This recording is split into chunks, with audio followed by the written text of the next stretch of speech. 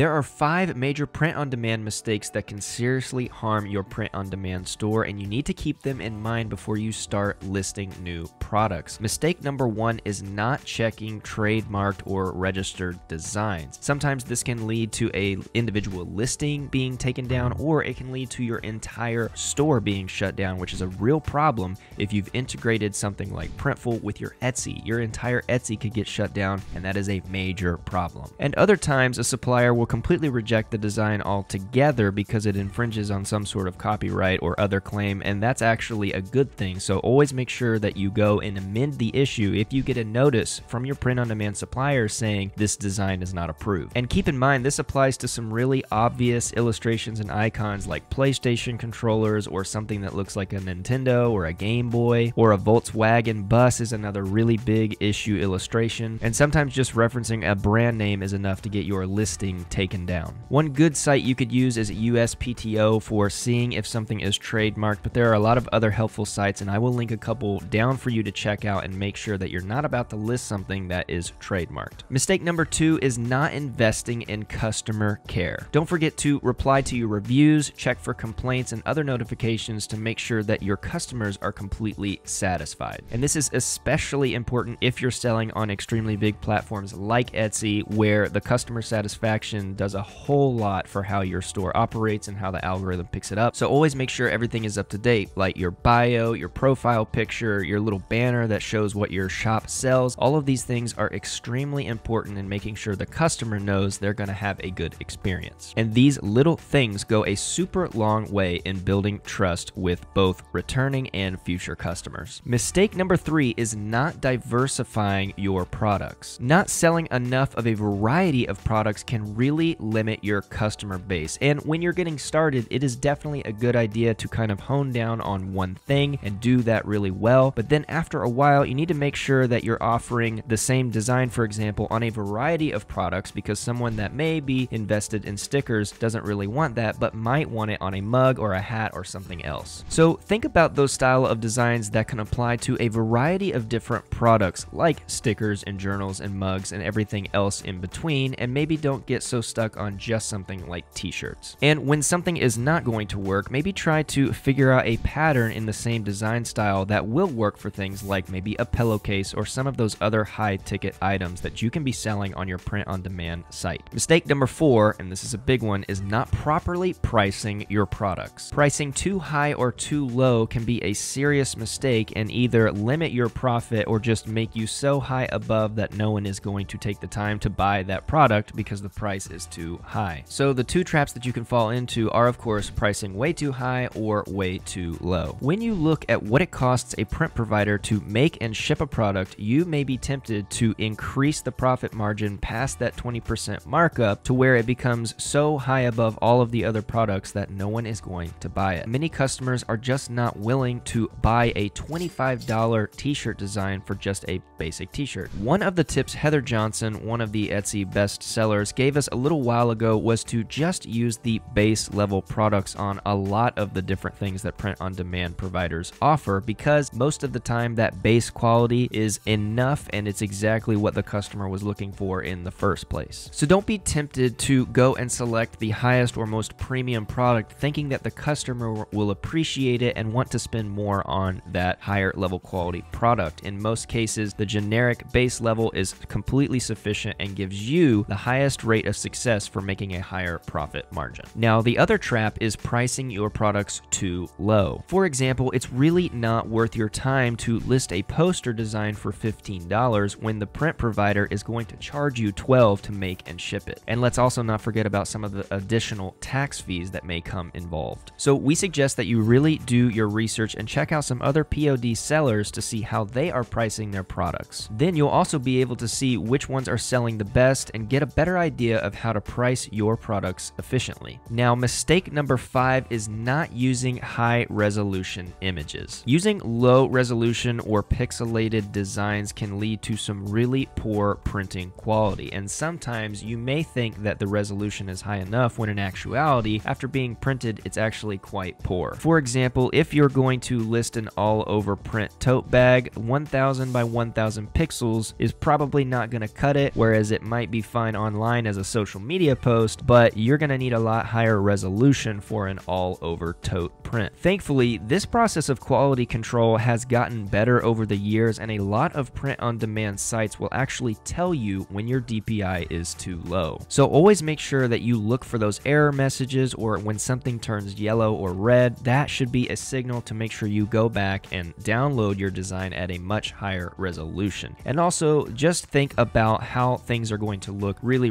small. If maybe you're making pocket tees or something, it's generally not a great idea to use extremely small text that is illegible or extremely small icons. Just keep your overall general sizing in mind and use those guidelines and other tools that print-on-demand sites will give you to make sure that you're sizing things accordingly. When in doubt, do your best to start the listing with the highest quality, the highest resolution possible, because you can always scale down, but you can't always scale up. I hope these tips have been helpful for you, especially if you're thinking about starting a print-on-demand store or if you've already been doing it for a while. These are always good mistakes to keep in mind so that you avoid them for the next iteration or something like that. And if you haven't used Kittl yet, Kittl works right in your browser. It's a design tool that is perfect for print on demand, and I mean absolutely perfect. Everything from illustrations and fonts and templates to being able to control your DPI on exporting so that you have the highest quality image for your print on demand store. So go ahead and check that out using the link down in the description. You can sign up and try it for free. And then you can check out some of our other tutorials here on the channel teaching you how to make other designs.